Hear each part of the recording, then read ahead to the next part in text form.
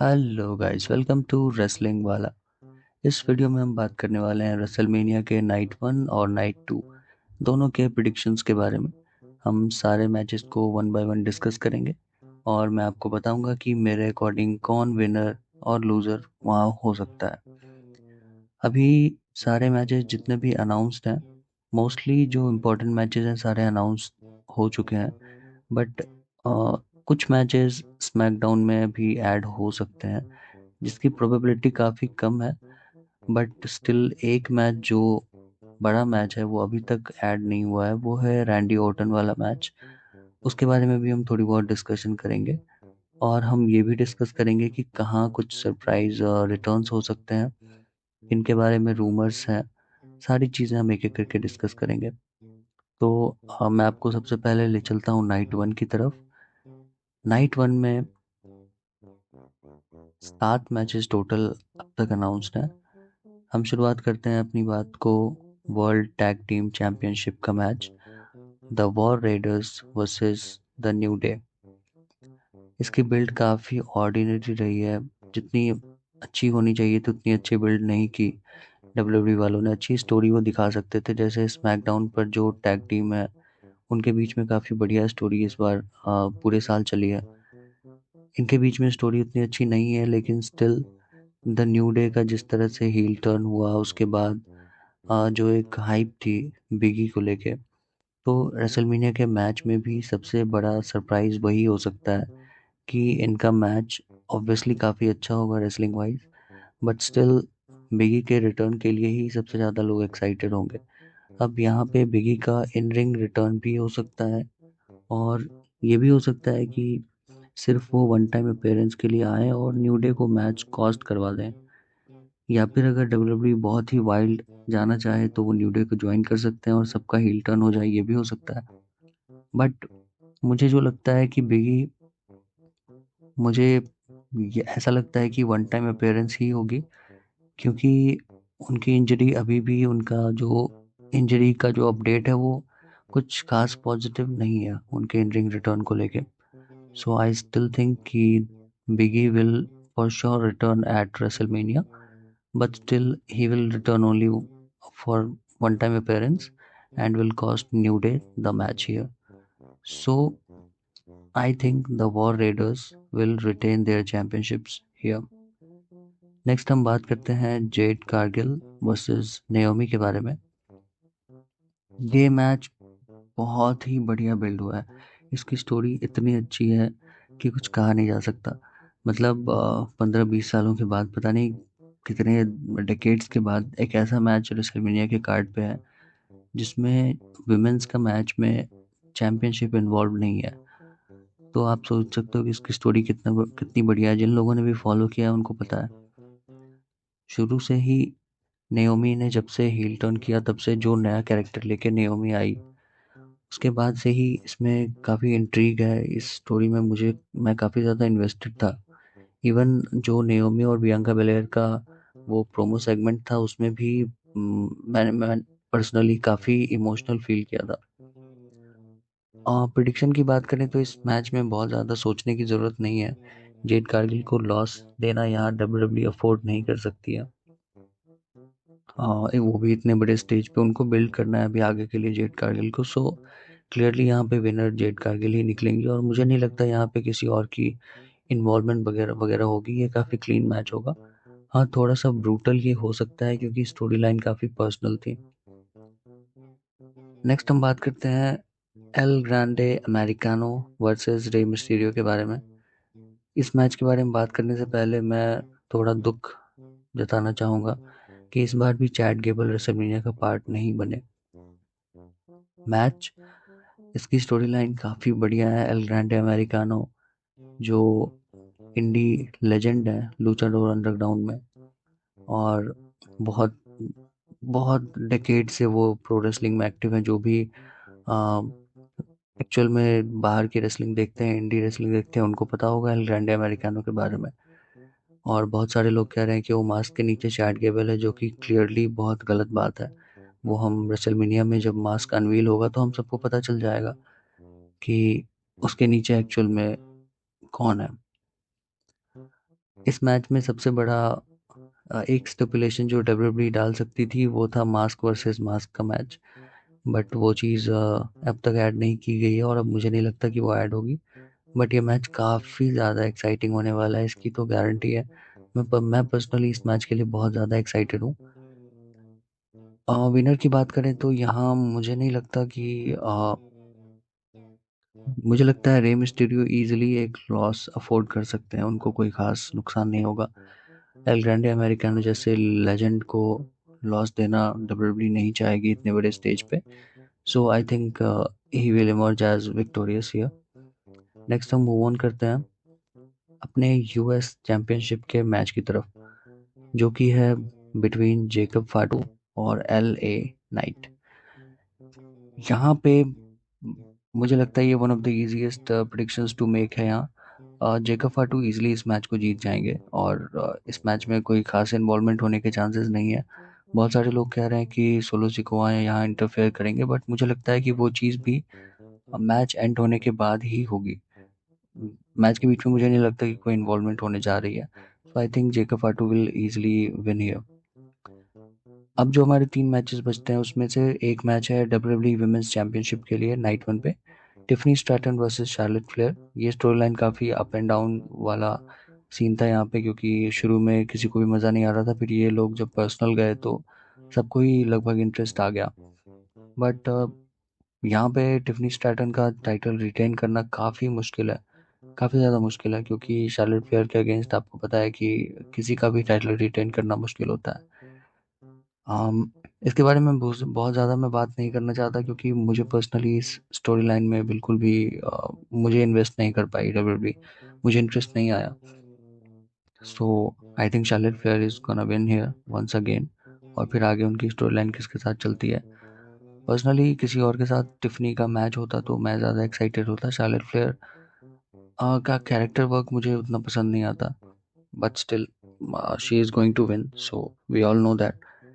हम move on करते हैं अपने अगले मैच की तरफ, जो आई वॉज सरप्राइज्ड कि डब्ल्यूडब्ल्यूई ने स्टिल इतनी बढ़िया स्टोरी लाइन वहाँ से निकाल दी। और मैं बात कर रहा हूँ world heavyweight championship match, Gunther versus Jey Uso की। इसमें जब जेउसो ने रॉयल रंबल जीता था तो सबके मिक्स्ड ओपिनियंस थे। मुझे पता है कि 50% जनता ऑब्वियसली जेउसो के फेवर में होगी, क्योंकि जिस तरह से उनका राइज हुआ है। बट काफ़ी सारे लोग थे जो नाराज़ भी थे जेउसो के जीतने के बाद।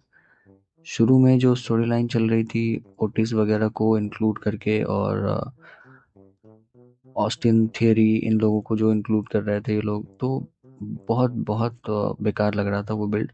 बट बाद में जो इन लोगों ने जिमी ऊसो को लेके आए, उसके बाद फैमिली वाली स्टोरी लाइन लेके आए, जो वो सेगमेंट हुआ ब्लडी सेगमेंट, जिसमें गुंथर ने जिमी ऊसो को बहुत बुरी तरह से मारा, उसके बाद से इसकी हाइप काफ़ी बढ़िया बिल्ड हो गई है।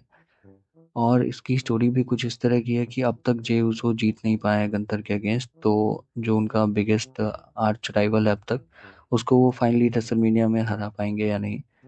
तो इस तरह से इसकी प्रिडिक्शन करनी भी इजी हो जाती है, क्योंकि जेउसो अगर इतने बड़े स्टेज पर आकर, जिनका नाम मेन इवेंट जेउसो है, वो अगर एक बार फिर से हार जाते हैं तो उनकी क्रेडिबिलिटी को बहुत नुकसान होने वाला है। और वैसे भी गुंथर काफ़ी लंबे टाइम से चैंपियन है, अब उनका टाइटल रेन काफ़ी लंबा अभी तक हो गया है।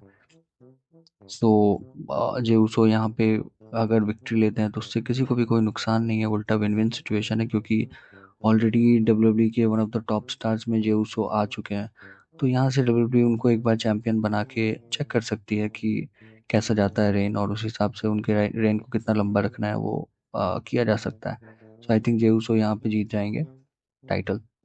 नेक्स्ट हम मूव ऑन करते हैं अपने main event of the night की तरफ, Roman Reigns versus CM Punk versus Seth Rollins.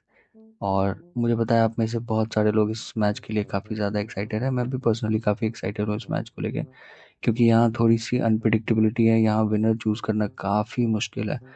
Night 1 पे जो एक मैच मुझे लगता है जहाँ मैं सच में कंफ्यूज हूँ कि इस मैच में कोई भी जीत सकता है, वो यही मैच है। बट यहाँ पे जीतने से भी ज़्यादा मुझे लगता है कि पॉल हेमन का रोल डब्ल्यूडब्ल्यू ने ऐसा दिखाया है कि ये मैच उनके अराउंड ही घूमेगा, और स्टोरी लाइन हम सब ने फॉलो की है। बट अगर यहाँ विनर की बात करें तो ये काफ़ी कंफ्यूजिंग है एक्चुअली, बट स्टिल मैं इसको थोड़ा सा एनालाइज करने की अगर कोशिश करूँ तो अब तक स्टोरी लाइन कुछ ऐसी है कि पॉल हेमन या तो सीएम पंक की साइड जा सकते हैं या रोमन रेंस की साइड जा सकते हैं। अब ये सोच पाना काफ़ी मुश्किल है कि रेसलमेनिया में जिस तरह का रिकॉर्ड रहा है रोमन रेंस का अब तक, उनको उतने बड़े स्टेज पे बहुत ही मुश्किल से हार मिली है। रिसेंट के ईयर्स में सिर्फ लास्ट ईयर ऐसा था जब रोमन रेंस हारे थे रेसलमेनिया में, नहीं तो उनका रिकॉर्ड काफ़ी शानदार है। तो वो इतने बड़े स्टेज पे हार जाएं ये मुश्किल है।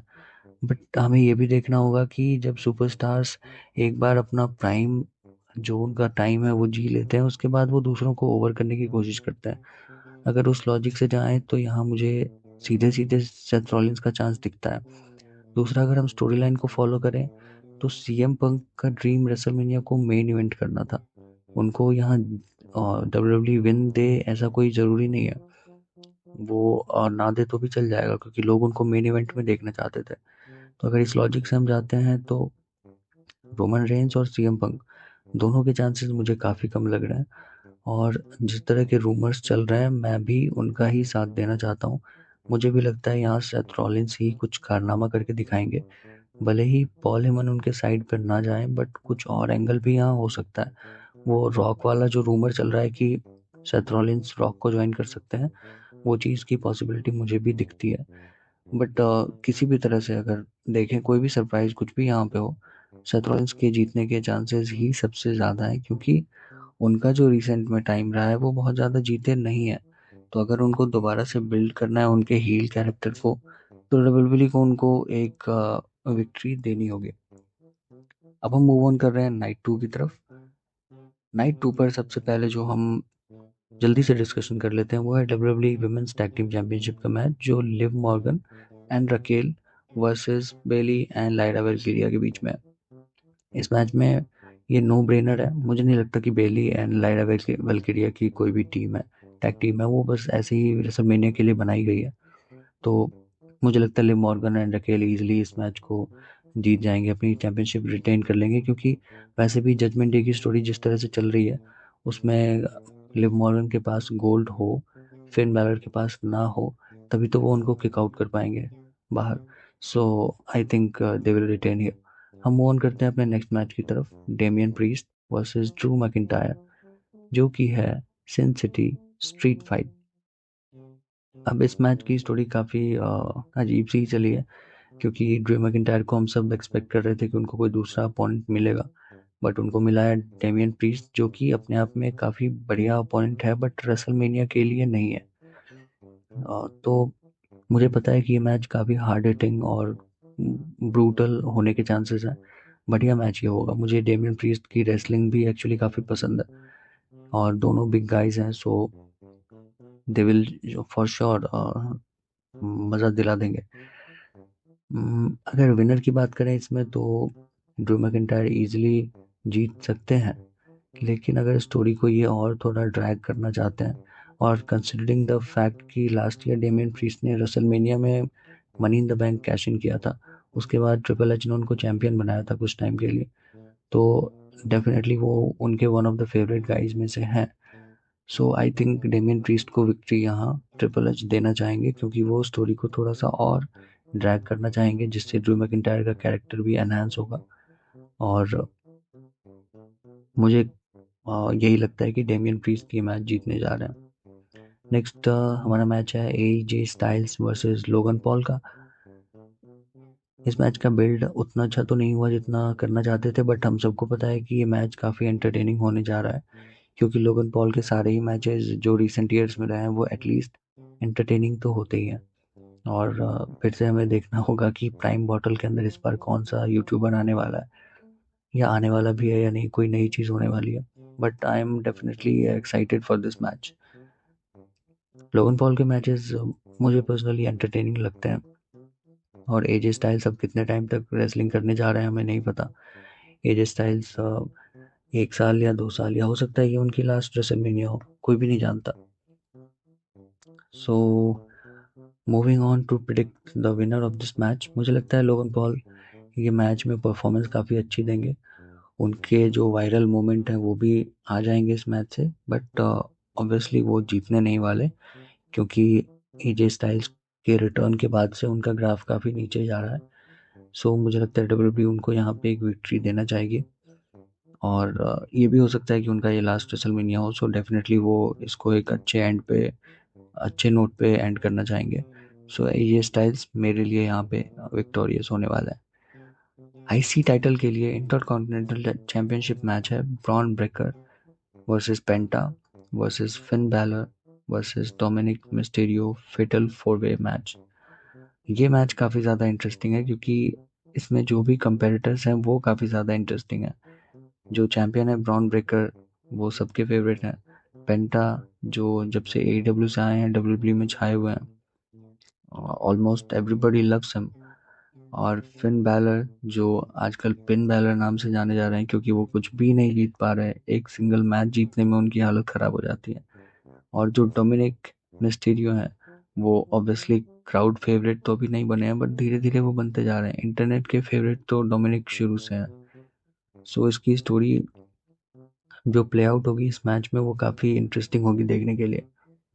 अब मुझे क्या लगता है इस मैच में, मुझे लगता है कि यहाँ पे ऑल्दो ये मैच काफ़ी बढ़िया होगा, बट ब्रॉन ब्रेकर के रिटेन करने के चांसेस काफ़ी कम है, क्योंकि अगर सीधी सी बात है कि फेटल 4-वे में अगर उनकी चैंपियनशिप डिफेंड हो रही है तो उसके चांसेस वैसे भी काफ़ी कम हो जाते हैं, क्योंकि जब डब्ल्यूडब्ल्यूई सेफली टाइटल रिमूव करना चाहती है किसी से तो वो उसको मल्टीपर्सन मैचेस में डालती है। मुझे ऐसा लगता है कि जजमेंट डे की स्टोरी को अभी यहाँ से फर्दर वो करना है, प्ले आउट करना है अगर, तो डोमिनिक मिस्टीरियो का यहाँ जीतना ज़रूरी है। डोमिनिक मिस्टीरियो मुझे लगता है फिन बैलर को किसी तरह से पिन करेंगे, चाहे आउटसाइड इंटरफेरेंस हो, कोई नया मेंबर आए। जजमेंट डे का नया मेंबर आने की भी काफ़ी टाइम से बातें हो रही हैं। सो मुझे लगता है कि नया मेंबर आ सकता है यहाँ पे, डोमिनिक मिस्टीरियो को जीतने में हेल्प कर सकता है, और फिर फाइनली हम देखेंगे कि कैसे फिन बैलर को थ्रो आउट किया जाता है जजमेंट डे से, और वहाँ से उनका एक नया करियर ग्राफ हम देखेंगे। So for me Dominik Mysterio will win IC championship at WrestleMania this year. हम मूव करते हैं अपने विमेंस वर्ल्ड चैंपियनशिप के मैच की तरफ। Iyo Sky versus Bianca Belair versus Rhea Ripley, triple threat. इस मैच का बिल्ड ल्यूकवार्म रहा है मेरे लिए, क्योंकि शुरू में मुझे कुछ ज़्यादा एक्साइटमेंट हो रही थी जब इसमें सिर्फ 2 लोग थे इन्वॉल्व, और जब बियांका बेलेयर ने एलिमिनेशन चेम्बर जीता था तब भी मुझे काफ़ी मज़ा आया था, बट अभी इस ट्रिपल थ्रेट का बिल्ड मुझे कुछ खास नहीं लगा अब तक। ऑल्दो आई नो कि ये मैच हो सकता है कि one of the best matches बन के निकल जाए इस पूरे शो से, night 1 plus night 2 combined. Still अगर प्रेडिक्शन की बात करें तो मुझे यहाँ पे बियांका के लूज करने के चांसेस बहुत कम लगते हैं, क्योंकि आपको पता होगा कि उनकी एक रेसलमेनिया में स्ट्रीक चलती आ रही है, और आगे अगर उस चीज़ को as a story device use करना चाहे डब्ल्यूडब्ल्यूई तो बहुत आसानी से कर सकती है।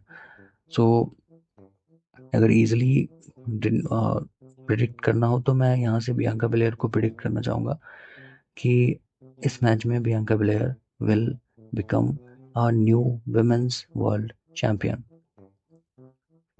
अब हम आते हैं जो इस रेसलमेनिया के पूरे कार्ड पे सबसे हाइप मैच है, the match for the undisputed championship, undisputed WWE championship between the champion Cody Rhodes and John Cena.